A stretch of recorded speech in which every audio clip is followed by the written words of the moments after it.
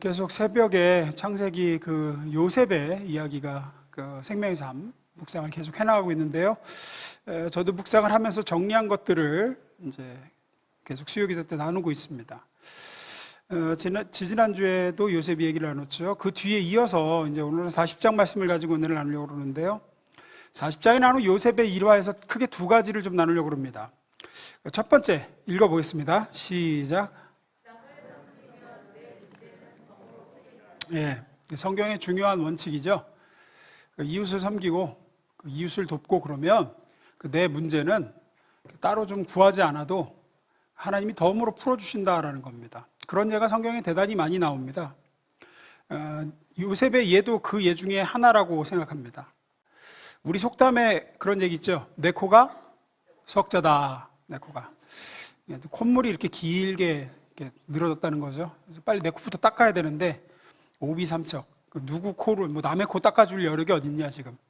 내 코가 석자인데 일단 내가 살고 봐야 되고 일단 내 사정을 다 해결하고 내 문제 해결해야 남을 도와줄 여력이 있는 거지. 이런 얘기죠. 이런 식의 의미를 담고 있는 속담인 것 같습니다. 내 코가 석자다. 내 문제 먼저, 내 필요 다 채워지면 그때 다른 사람 필요를 돌아보고 남을 돕겠다. 이게 이제 전제죠. 따라서 내 문제가 해결되지 전에는 다른 사람 문제는 관심 없습니다. 또 내 필요가 채워지지 않은 상태에서는 다른 사람의 필요를 도울 마음도 없습니다. 이게 이제 세상의 가치이고 세상의 법칙이고 보통 사람들이 가지는 생각이죠. 제 앞가림이나 먼저 제대로 해라.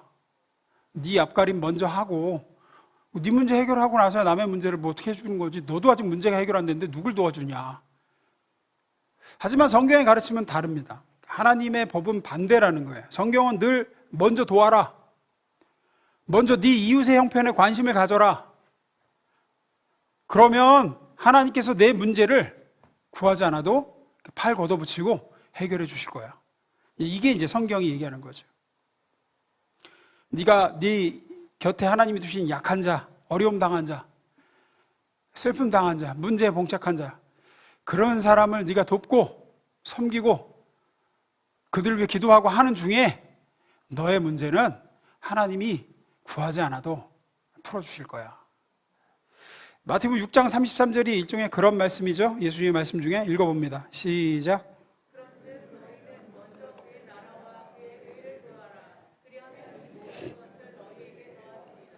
예, 그의 나라와 그의 의를 구하라. 쉽게 해석하면 이런 겁니다. 네게 맡기신 네 소명과 사명, 그것을 우선해서 하나님 사랑과 이웃 사랑을 먼저 해봐라. 네 문제를 해결하겠다고 뛰지 말고 먼저 하나님이 너에게 맡기신 사명과 그 큰 대전제, 하나님 사랑하는 일, 이웃을 사랑하는 일에 먼저 한번 쏟아봐라. 그러면 너의 결핍이나 너의 문제는 하나님이 알아서 해결해 주실 거야. 그게 예수님의 말씀이죠. 이걸 좀 잘한 게 요셉이죠. 요셉 이야기로 좀 가보겠습니다. 우리가 알다시피 요셉이 누명을 쓰죠. 네. 그 보디발의 아내가 유혹했는데 유혹이 안 넘어가고 도망가 버리니까 저놈이 나를 겁탈하려고 들어왔다가 도망간 거다. 이렇게 해가지고 감옥에 갇히게 됩니다. 하지도 않은 짓을 했다고 갇힌 것도 서러운데 거기서 또 상전 둘을 또 전담해야 돼요. 목에 갇힌 것도 서러운데 그 옥졸이 요셉한테 야, 네가 이 두 사람 술 맡은 관원장하고 떡 맡은 관원장 소위 말하면 따까리 하라는 거죠. 그래서 거기서 또 섬기게 되죠. 2절부터 4절 봅니다. 제가 읽습니다. 바로가 그 두 관원장 곧 술 맡은 관원장과 떡 굽는 관원장에게 노하여 3절 그들을 친위대장의 집 안에 있는 옥에 가두니 곧 요셉이 갇힌 곳이더라. 4절 친위대장이 요셉에게 그들을 수종 들게 하며 억울하게 갇힌 것도 저거한데 거기서 수종을 들어요 또. 그래서 요셉이 그들을 섬깁니다. 그들이 갇힌 지 여러 날이라. 요셉은 지금 보디발의 집 가정총무로 나름 잘 나가다가 이상한 이제 여자 주인한테 잘못 걸려가지고 지금 누명 쓰고 기약 없는 옥살이를 하게 됐습니다. 요셉만큼 자기 코가 석자인 경우가 없는 거죠 지금. 누굴 도와요 누구를. 누굴 섬길 지금 마음이 어디 있습니까? 지금 자기가 지금 막 억장에 무너지고 막 답답하고 그런데 어떻게 하느냐? 6절, 7절 보겠습니다. 6절. 아침에 요셉이 들어가 보니 이제 섬기려고 그 두 사람을 떡 맡은 과란장, 술 맡은 과란장 섬기려고 들어가 보니 그들에게 근심의 빛이 있는지라. 7절. 요셉이 그 주인의 집에 자기와 함께 갇힌 바로의 신하들에게 묻되 어찌하여 오늘 당신들의 얼굴에 근심빛이 있나이까. 지금 남의 안색 챙기고 있어요. 지금 자기가 지금 형편이 이런데 자기에게 맡겨진 이게 옥살이 하는 것도 억울한데 거기다 사람까지 섬기라 그러는데 그 섬기는 사람들의 안색까지 살핍니다. 오늘 왜 이렇게 어두우십니까? 보통 같으면 아이고 오지랖도 네 걱정이나 해라 이럴 것 같은데 자기에게 주어진 섬기라고 주어진 그 두 사람의 안색까지 살핍니다. 그래서 무슨 문제입니까? 물으니까 얘기하죠. 쭉 읽겠습니다. 13절까지. 그들이 그에게 이르되 우리가 꿈을 꾸었으나 이를 해석할 자가 없도다. 요셉이 그들에게 이르되 해석은 하나님께 있지 아니하나이까 청하건대 내게 이르소서. 9절. 술 맡은 관원이 그의 꿈을 요셉에게 말하여 이르되 내가 꿈에 보니 내 앞에 포도나무가 있는데 그 나무에 3가지가 있고 싹이 나서 꽃이 피고 포도송이가 익었고 내 손에 바로의 잔이 있기로 내가 포도를 따서 그 즙을 바로의 잔에 짜서 그 잔에 바로의 손에 들였노라. 요셉이 그에게 이르되 그 해석은 이러하니 3가지는 사흘이라. 지금부터 사흘 안에 바로가 당신의 머리를 들고 당신의 전직을 회복시키리니 당신이 그 전에 술 맞는 자가 되었을 때 하던 것 같이 바로의 잔을 그의 손에 드리게 되리이다. 좀 남의 꿈을 풀어주죠. 어찌 보면 지금 남 꿈 풀어줄 정신이 없는 상황인데 꿈을 풀어줍니다. 그리고 이렇게 요셉이 풀어준 대로 정말 이 술 맡은 관원장은 사흘 안에 복직이 됩니다. 그리고 이렇게 복직된 사람의 천거로 2년 후에 이 사람의 천거로 바로의 꿈을 풀고 제국의 2인자 총리까지 되죠. 요셉은 자기 문제에 골몰하지 않았습니다. 내가 어쩌다가 이 신세가 됐나? 내가 어쩌다가 이렇게 누명을 쓰고 여기 갇혔나? 나는 언제 여기서 나가나? 뭐 이러지 않고 그 눈을 돌려서 자신을 필요로 하는 사람을 돕고 그 사람에게 관심을 가지고 섬기죠. 왜 이렇게 안색이 어두십니까? 꿈 때문에. 아이고, 꿈은 하나님이 풀어주시지 않습니까? 말해보십시오. 꿈을 착 풀어주죠. 그렇게 자기 문제보다 남을 먼저 섬기고 돕고 그랬더니 결국은 그게 이제 요셉의 인생의 가장 큰 문제를 해결하는 열쇠가 되죠. 실마리가 되죠. 우리도 마찬가지입니다. 우리도 자기가 힘들고 내가 여유 없을 때에 다른 사람의 문제가 마음에 들어오기가 쉽지 않습니다. 내가 지금 힘들어 죽겠는데 누구 기도 제목이 들어옵니까? 누굴 위해 중보합니까? 지금 관심 가질 여력이 없죠. 그래서 사람은 문제가 있을 때는 오로지 자기 문제에 매몰되기가 쉽습니다. 온통 그 생각입니다. 자기 문제에 집착하고 거기 파묻혀서 헤어나지 못하는 경우가 많습니다. 기도를 해도 그 문제로 시작해서 그 문제로 끝날 가능성이 굉장히 높죠, 그럴 때는. 그러나 성경을 보면 자기 문제에만 집착하고 거기에 파묻혀서 그 문제를 해결하는 경우는 거의 없습니다. 오히려 다른 사람의 문제에 관심을 가지고 다른 사람의 아픔에 눈을 돌리고 그래서 그 사람을 돕고 섬기고 그 사람을 기도할 때 내 문제는 저절로 풀리는 예가 훨씬 많죠. 작년에 넷플릭스에서 개봉한 영화가 있습니다. 폭격이라는 영화입니다. 얼마 전에 봤는데 2차 세계대전 덴마크를 배경으로 해요. 주인공 남자아이가 한 10살쯤 되는 남자입니다. 얘가 친척 집에 가다가 폭격으로 죽은 시체를 봐요. 근데 이게 시체가 막 눈알이 튀어나오고 막 엄청 끔찍한 거예요. 10살짜리가 보기에는 너무 참혹했어요. 근데 걔가 아무 생각 없이 갔다가 이제 그렇게 폭격 맞아 죽은 시체를 보고 그 충격으로 말을 못해요. 실어증이었어요. 실어증. 부모가 의사에게 보이고 뭐 상담하고 약도 쓰고 막 윽박지르기도 하고 왜 말을 못하냐고 막 화를 내고 하는데 애가 말을 못해. 여전히 말을 못해요. 아무리 애를 써도 말을 못해요. 그러다가 이제 이 아이의 이 문제가 언제 해결되느냐? 영화 말미에 가면 오폭으로 그 폭격기가 잘못 폭격해서 그 아이들이 다니는 초등학생들이 다니는 초등학교를 폭격을 해버려요. 애들이 수업하는 중에. 다행히 그 학교에 있던 이 주인공 아이는 다치질 않아요. 근데 다른 아이들이 많이 다쳐요. 근데 얘는 멀쩡하게 이제 이렇게 멍하고 애들은 막 저기서 비명 지르고 막 피가 튀고 막 이렇게 누워 있으니까 소방관이 와갖고 얘가 안 다쳤으니까 주인공 남자애한테 야, 너 빨리 다친 애들 옷 복장, 무슨 색깔 옷 입었는지, 상태가 어떤지, 어느 병원으로 후송된지를 부모들이 지금 밖에 모여 있으니까 네가 가서 알려야 된다. 애들 다 다치고 너만 멀쩡하니까 네가 이 일을 하지 않으면 이 일을 해줄 아이가 없다.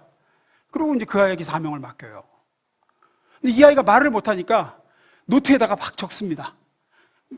무슨 색깔, 뭐 노란 스웨터 입은 애, 다리가 왼쪽 다리가 다쳤는데 어느 병원으로 후송됨. 적어가지고 막 밖에서 부모들이 막 우리 애는 어떻게 됐나 하고 있는 부모들한테 알려야 되는데 이게 노트를 보여줘봤자 보이질 않는 거예요.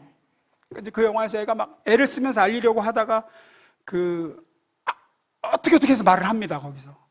그러니까 이제 거기서 그 부모들이 안심하고 이 아이를 끌어안고 고맙다고, 우리 애 살았구나, 우리 애 그 병원으로 갔다고 알려줘서 너무 고마워. 그러면서 다시 또 뛰어들어가서 다른 애 또 적어가지고 하면서 얘가 이제 말문이 트입니다. 말문이 트이고 그렇게 백방으로 애써도 안 되던 실어증이 그때 이제 극복이 돼요. 말을 유창하게 하기 시작합니다. 무슨 색 옷 입은 애, 걔는 어느 병원으로 갔어요. 걔는 어느 병원으로 갔어요. 그러면서 부모들에게 알리는 일을 합니다. 그 영화에서도 느낀 게 누군가를 돕고자, 어떻게든 돕고자 애를 쓰고 그러다가 자신의 삶의 가장 큰 문제, 말을 못하는 문제가 해결되는 모습을 봤어요. 성경에도 이런 예가 있죠. 이게 성경의 원리고 하나님의 법칙이기 때문에 그렇죠. 내 문제 이게 풀려야지 내가 남을 돕든지 헌신 봉사를 하든지 뭐 어떻게 해결돼야 이웃을 사랑하고 뭐 어떻게 하지. 하지만 하나님이 얘기하시는 건 가장 빠른 길은 지금 너를 필요로 하는 사람에게 손을 내밀어라. 그럼 네 삶의 문제를 내가 해결해 주마. 이게 하나님이 항상 얘기하시는 거예요. 학계서에서도 지금 뭐 내 집이 다 허물어져 가지고 내 집 먼저 짓고 성전 지어야지 무슨 성전부터 짓느냐. 그럴 때 하나님이 학계 선지자를 통해서 하신 말씀일 거죠. 산에 가서 나무를 내다가 성전부터 지어라. 그러면 하나님께서 너의 삶의 그 문제, 집이 없다는 문제, 뭐 이렇게 밭이 황폐했다는 그 문제를 하나님이 얼마든지 해결해 줄 수 있다. 먼저 남을 도와라. 눈을 들어서 주변을 살펴라. 네 문제에 매몰되지 말아라. 요셉이 2년 만에 감옥에서 나올 수 있었던 건 어떻게 해야 나갈 수 있나 하고 골머리 쌌던 게 아닙니다. 어떻게 해야 이 누명을 벗나? 지금 뭐 누구 낯빛이 문제야? 하면서 탈옥 계획 세우고 탄원서 작성하고 그랬으면 늙어 죽을 때까지 못 나옵니다. 거기서 요셉은 자기 옆에 있는 이웃인 이 두 사람에게 왜 그렇게 안색이 어두우시냐고. 아유, 꿈 때문이시군요. 꿈의 해석은 하나님께 있지 않습니까? 제가 도움을 드릴 수 있을 것 같습니다. 제게 말해 보십시오. 이렇게 해가지고 요셉의 가장 큰 문제였던 억울하게 옥살이 하는 문제가 결국은 그로 인해 풀리게 된 거죠. 결국은. 기억하십시오. 남의 문제, 남의 어려움에 관심 가지고 내가 섬기고 도우면 내 길이 열리고 내 문제가 풀린다. 여러분, 일단 내 코가 석자니까, 내 문제가 시급하니까 이 문제 해결되면 내 필요가 채워지면 그 다음에 뭐 봉사도 하고 누구를 돕든지 남을 위해 중보하든지 하겠다. 늘 말씀드리지만 우리 인생에 아무 문제도 없고 모든 필요가 채워지는 때는 없습니다. 그렇게 생각하면 평생 아무도 못 돕습니다. 이제 누구를 위해서도 중보 못합니다. 왜? 내 문제는 항상 있거든요. 내 필요는 항상 있거든요. 그거를 내 문제는 조의 선교회라고 있죠. 조의 선교회. 조의 선교회가 조의가 기쁨이라는 뜻도 있지만 조의 선교회에서 하는 JOY가 기쁨이라는 뜻도 있지만 Jesus, J가 Jesus first, 예수님 먼저. O가 others, 다른 사람, 이웃들 second, 두 번째. Y가 you are third, 네가 세 번째야. 예수님이 첫째고 이웃이 두 번째고 네가 세 번째야.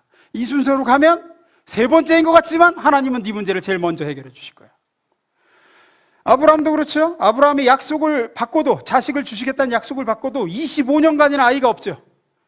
아브라함 100세, 사라가 90세가 되도록 아이가 없죠.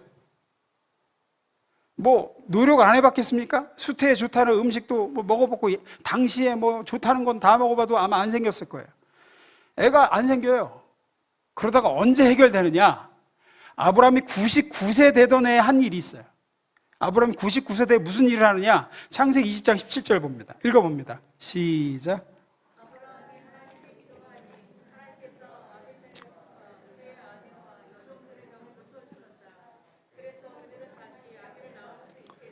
예, 블레셋 왕 아비멜렉이 그 부인들이 애를 못 낳아.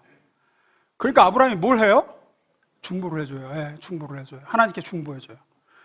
지금 누구 코가 석자인데? 제 코가 석자예요. 24년째 애가 없어. 24년째. 애를 주시겠다는 약속받고 가나안에 온 지 24년이 돼가는데 애가 없어요. 근데 아브라함이 뭘 하느냐? 아비멜렉과 그의 아내들을 위해서 중보를 해주죠. 중보를 해줘요. 그래서 아비멜렉과 부인들이 아이를 낳게 됩니다. 그리고 바로 그 다음 절에 가서 아브라함이 그 이듬해 100세가 되었고 하나님이 아브라함을 돌아보셔서 사라가 임신을 했다라는 얘기가 바로 등장하죠. 그러니까 같은 아픔을 가진 아비멜렉을 위해 기도하고 섬겼더니 그 다음 장에 자신의 가장 큰 수건 사업이었던 이제 아이가 생기게 되는 얘기가 등장합니다. 다니엘 거틀립이라는 사람이 쓴 샘에게 보내는 편지라는 책이 있습니다. 꽤 유명했었던 책이에요. 이 책을 쓴 다니엘 거틀립은 장애인으로 목 이하가 마비된 사람이에요. 근데 이렇게 장애를 가지고 탁월한 심리학자이자 정신의학 전문가로 많은 사람을 돕게 됩니다. 근데 이 사람이 그 책에 자기가 어떻게 장애를 가지게 됐는지 얘기를 이제 쓰는데, 아내에게 줄 선물을 사러 가는 길이었는데 길을 건너다가 교통사고가 나요.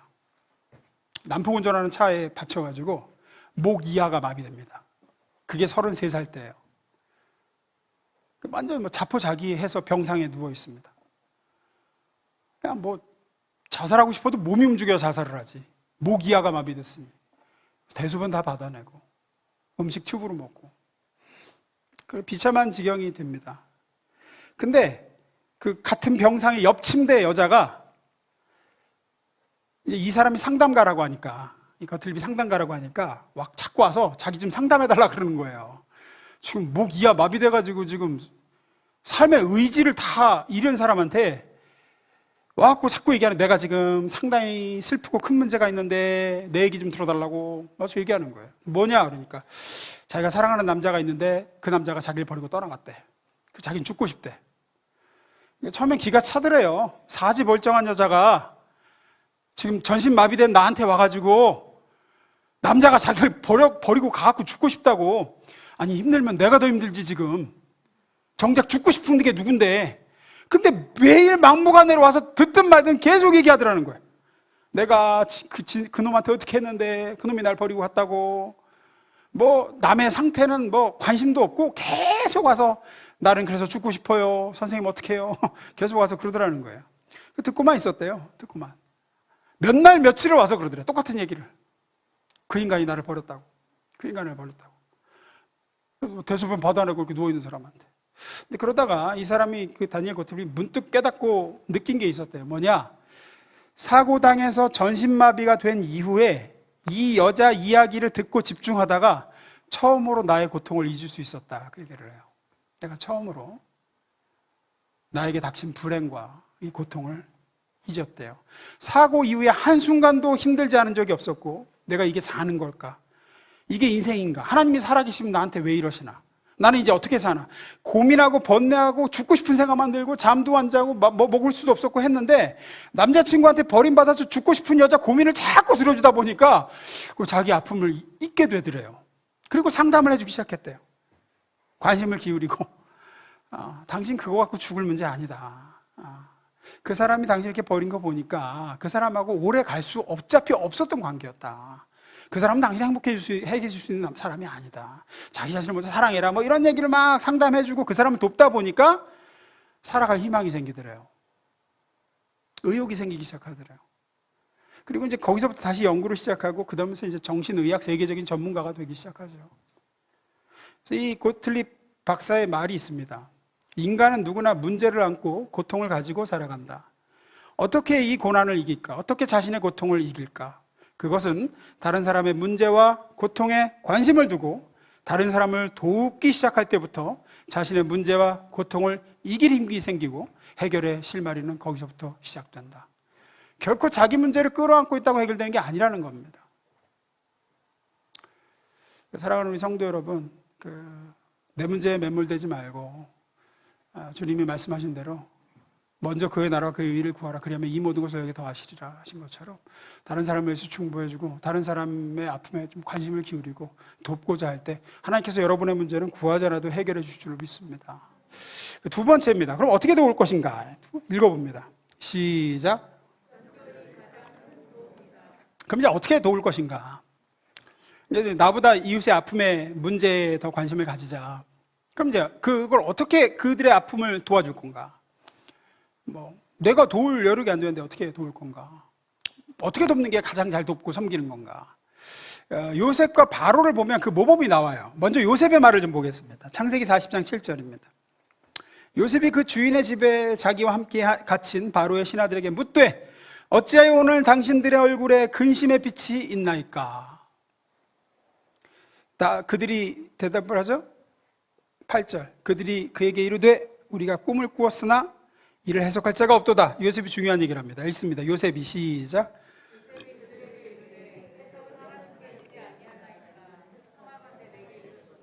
요셉이 중요한 말을 합니다. 해석은 하나님께 있습니다. 해석은 하나님께 있습니다. 당신의 그 문제, 그 꿈의 해석은 하나님께 있습니다. 나중에 바로의 꿈을 풀을 때도 똑같은 얘기를 하죠. 창세기 41장 15절입니다. 바로가 요셉에게 이르되 내가 한 꿈을 꾸었으나 그것을 해석하는 자가 없더니 들은즉 너는 꿈을 들으면 능히 푼다 하더라. 여기도 밑줄 그어야 되는데 진짜. 요셉이 바로에게 대답하여 이르되 내가 아니라 누가? 하나님께서 바로에게 편안한 대답을 하시리다. 내가 아니라 하나님이 당신의 문제를 해결해 줄 수 있습니다. 그러니 내게 이야기하십시오. 내가 당신의 그 꿈 이야기, 그 문제를 가지고 그 꿈을 능히 푸실 수 있는 하나님께 가서 아뢰겠습니다. 이 얘기거든요. 하나님이 해석해 주실 테니까 이거예요. 당신은 하나님하고 안 친하지만 나는 하나님하고 친하니까 나한테 얘기하라고. 내가 하나님한테 가서 당신의 꿈을 풀어달라고 요청해서 내가 풀어주겠다. 그거예요. 당신 문제 해결 하나님이 해줄 수 있다. 당신 하나님하고 안 친하지만 내가 친하니까 나한테 얘기해라. 내가 하나님께 가서 당신의 문제에 대해서 아뢰고 하나님께 도와달라고 하겠다. 요거거든요, 요거. 당신의 지금 어려움이나 그 괴로움에 대해서 하나님이 풀어줄 수 있다. 그러니까 나한테 얘기하라. 내가 하나님하고 친하니까. 내가 당신의 그 어려움에 대해서 하나님께 얘기하고 하나님께 풀어달라고 해주겠다. 이걸 우리는 뭐라고 하죠? 요걸 우리는 중보라고 하죠. 중보라고 해요.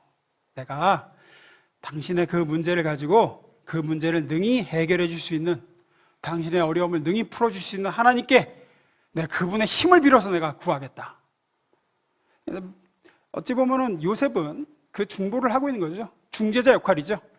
꿈이 해석이 안 돼서 괴로워하는 사람, 꿈을 능히 풀어줄 수 있는 하나님, 그 사이에 요셉이 쓰는 거죠. 그 사이에 요셉이 써. 나한테 말해. 내가 하나님께 가서 여쭙고 그 꿈을 풀어서 당신에게 얘기해 주겠다. 내 문제 많지만 당신 문제 말해봐라. 그 문제 해결이 하나님께 있으니 내가 하나님께 가서 내가 빌어주겠다. 내가 풀어주겠다. 그래서 내가 내 이웃의 어려움을 돕고 섬기는 가장 큰 방편 중에 하나는 중보기도 해주는 겁니다. 그래서 교회는 중보 공동체이고, 그래서 목장은 기도 사역이에요. 거기서 하나 더 나아가서는 이제 직접 연결도 있죠. 이제 꿈대로 7년 대풍년이 들었고, 그 다음에 7년 대흉년이 들죠. 7년의 대흉년이 들니까 풍년 때 뭐 거뒀던 거 금방 다 없어져 버리고 다 굶어 죽게 생기니까 이제 애굽 백성들이 바로에게 몰려오죠. 41장 55절입니다. 읽습니다. 시작.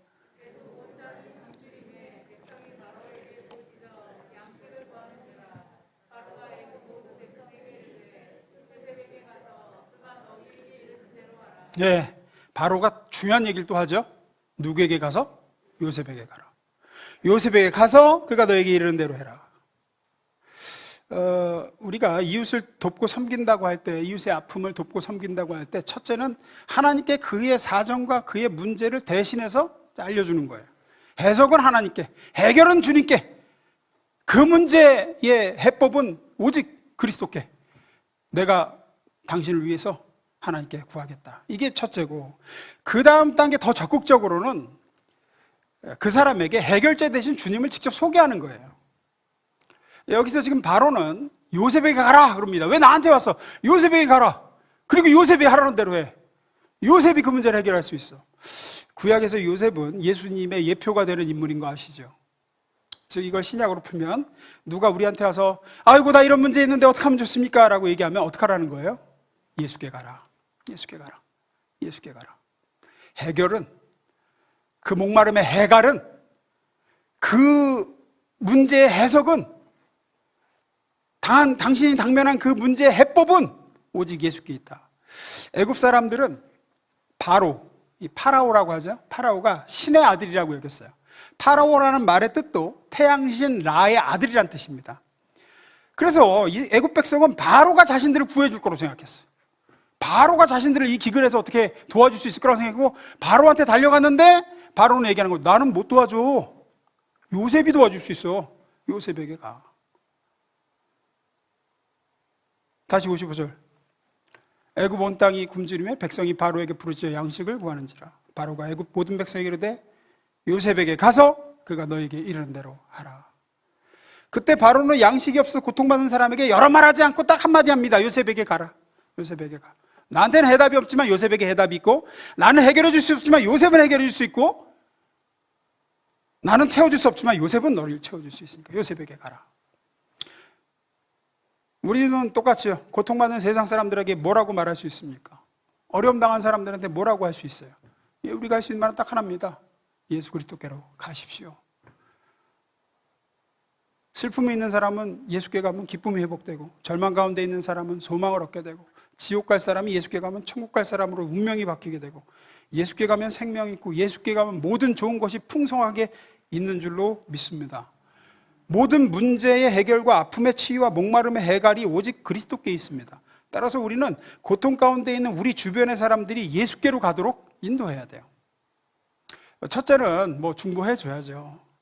중보해줘야죠. 그 문제 해결은 하나님께 있으니까 내가 하나님께 중보하겠다라고 요셉처럼 대답해야 되지만, 하나 더 나아가서 바로처럼 그러지 말고 예수께 오십시오. 내가 당신을 위해서 예수께 구하는 건 한 다리 건너는 거고, 당신 직접 소개시켜 줄 테니까 예수 만나라고.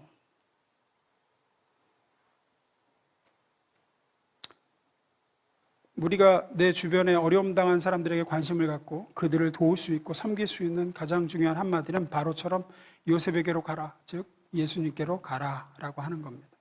요한복음 2장에 가나안의 혼인잔치집에서 있었던 일에 대해서 기록되어 있죠. 포도주가 다 떨어졌습니다.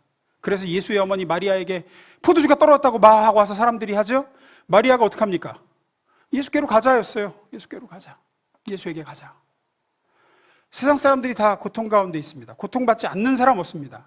문제 없는 사람 없습니다. 부자도 유능한 사람도 모두가 고통과 저마다의 문제로 어려워합니다. 바로가 매일 밤 꿈에 해석이 안 되는 데서 막 골머리 앓았던 것처럼 세상 사람들도 각자의 문제로 골머리 앓고 힘들어하고, 애굽 백성들이 7년의 대기근에 곡식이 떨어져 고통당하고 결핍으로 어려웠던 것처럼 이 세상의 모든 사람들은 뭔가의 결핍 때문에 몸부림치고 어려워합니다. 우리는 고통받는 사람들에게 선포해야죠. 당신의 고통을 해결할 수 있는 유일한 분은 그리스도 한 분이다. 그리스도께로 가라. 오직 그 예수께 해결과 해갈과 해석과 해법이 있다. 예수께로 가십시오 라고 선포하고 증거하는 저와 여러분 될 수 있기를 주임으로 축원합니다. 말씀 마무리 있습니다. 요셉은 자기 문제에 매몰된 인생이 아니었습니다. 나 그냥 언제 여기서 나가나, 나 왜 내가 이 신세가 됐나, 그러고만 있는 사람이 아니었어요. 자기 코가 석재였지만 자기 옆에 있는 하나님이 두신 사람들의 사정부터 살필 줄 아는 인생이었습니다. 왜 안색이 어두우십니까? 내게 말해보시오. 그 문제 해결은 하나님께 있지 않습니까? 마태복음 6장 33절 현대인 성경으로 봅니다. 읽어보겠습니다. 시작.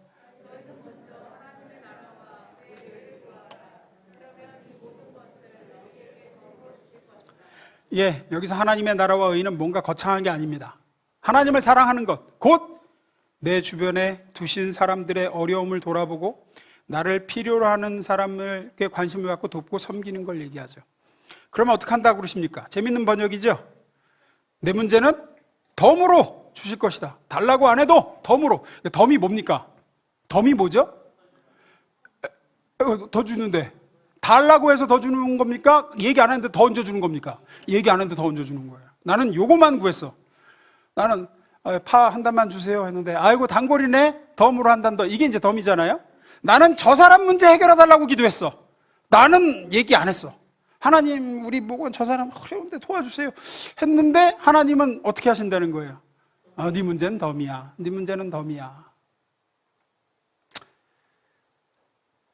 축복이라는 단어는 복을 빌어준다는 의미죠. 복의 원천은 내가 아닙니다. 가장 큰 복은 내가 줄 수 있는 게 아니죠. 복의 근원이신 예수 앞에 서서 그를 위해서 구하는 거죠. 하나님, 예수님, 저 사람 좀 도와주십시오. 그래서 예수님과 그 사람 사이에 통로가 되어주고 그 사람을 위한 중보자가 되어주는 거죠. 그게 가장 큰 사랑의 실천이고 이웃을 돕는 중요한 반편입니다. 중보기도. 또 하나 더 나아가서 이제 중간에 서서 중보 많이 해줬으면 직접 이렇게 주선을 해줘야지. 나 거쳐서 자꾸 하나님께 구하지 말고 그러지 말고 직접 일로 와보라고. 당신 문제 해결이 예수께 있다.